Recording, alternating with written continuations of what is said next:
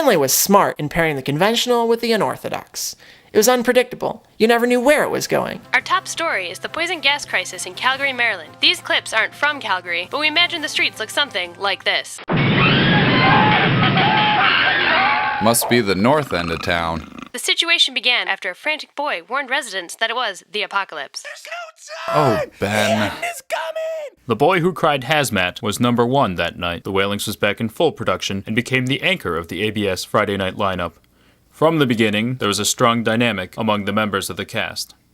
I've been acting for years, but it was mostly walk-ons and the sorts of horror movies people were embarrassed to have been in. So I was pretty happy when Finlay told me I was Thomas. Thomas is such a dimensional character, it's like he's already lived a couple of lives. What are you up to? I'm entering our school's talent contest. That's great! I loved playing in my band Schlangenblumst when I was your age. We were huge in Scandinavia. America just wasn't ready for us. And they probably never will be. A friend of mine in New York told me about the part, so I drove in from Hoboken and tried out. And I got it. I think it's because I'm a lot like August. We're both musicians who want to get out in the world and make it big.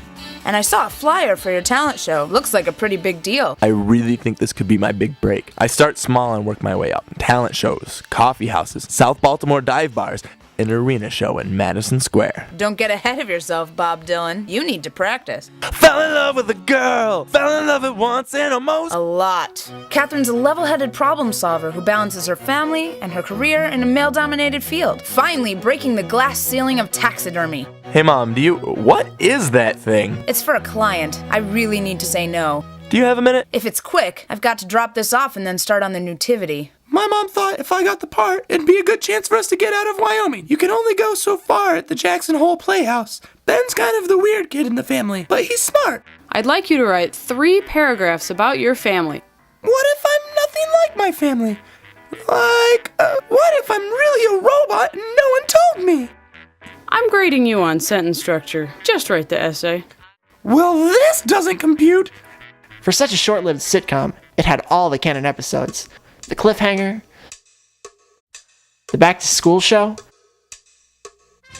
even a political episode timed for the election. And if elected Public Transportation Commissioner, I promise to bring Caltram's safety up to speed and provide a dining car. I'm exhausted from all the kissing hands and shaking babies. Uh-oh. Have you thought about what you'll do if you're actually elected?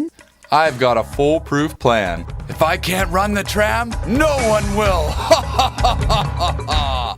The flashback episode, Whaling Back When, it was the 2-hour season 1 finale. I was born in New York City. Back then, Grandma and Grandpa Whaling were beat poets. World, sound, and fury. Silence. They knew everyone. Jack Kerouac even stayed with us a couple of times. Hey, Mitch, Gina, me and Dean are going to Argentina. Good night.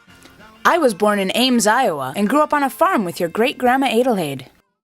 Your grandparents died when I was a little girl. Avast the blight of Nova Scotia! I never pieced the whole thing together. Music was my life. The Who, the Yardbirds, Van Morrison, I loved it all. When I was 15, my best friend Latimer Wong and I snuck off to Woodstock. That day, I decided to become not just a musician, but a rock star. I became a licensed taxidermist at 14. I had poise, grace, and the best migratory birds east and west of the Rockies. Latimer and I started Snakeflower. I sang and played mandolin, Latimer drummed, and everyone else, they fit where they could.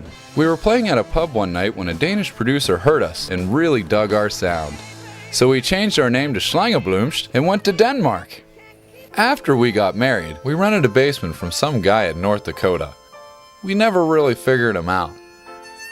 He had a friend who was looking for people to work in a new industrial plant, so we moved to Calgary, Maryland.